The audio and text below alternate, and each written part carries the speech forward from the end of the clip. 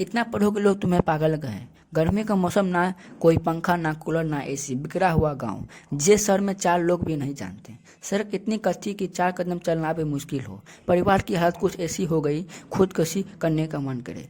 कमाने वाला एक पिता और उस छोटी सी कमाई पर जलने वाली 3 औलादें और माँ। रात डल रही थी। पूरा गांव एकदम गर्मी से परेशान, इस करवट से उस करवट बस करवटें बदलकर अपनी नींद पूरा कर रहा था। लाइट तो छोड़ो, एक मोमबत्ती का होना भी मुश्किल था। लेकिन तभी उसी गांव के एक झोपड़ी से मकान में एक छोटी सी लालटेन जल रहा था, जिसे कुछ 3 मीटर दूर तक जवान लड़का पसीनों से भीगा हुआ और पसीनों किताबों को रेटा जा रहा था।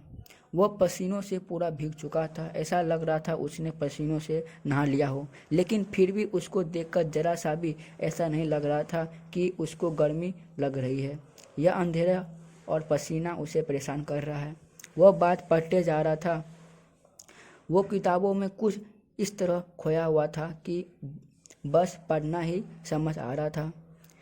उससे आगे के गोले जैसे गर्मी और पसीने कई फर्क नहीं पड़ रहा था।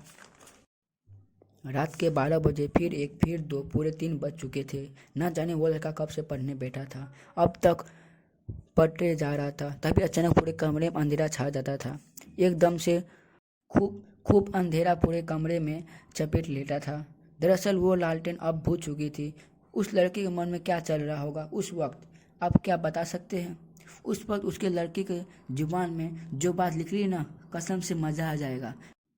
वो लड़का बोला, बक यार, काश थोड़ा और देर पढ़ लेता। अब बताओ, क्या तुम में से इतना कोई पागल पढ़ने को हो?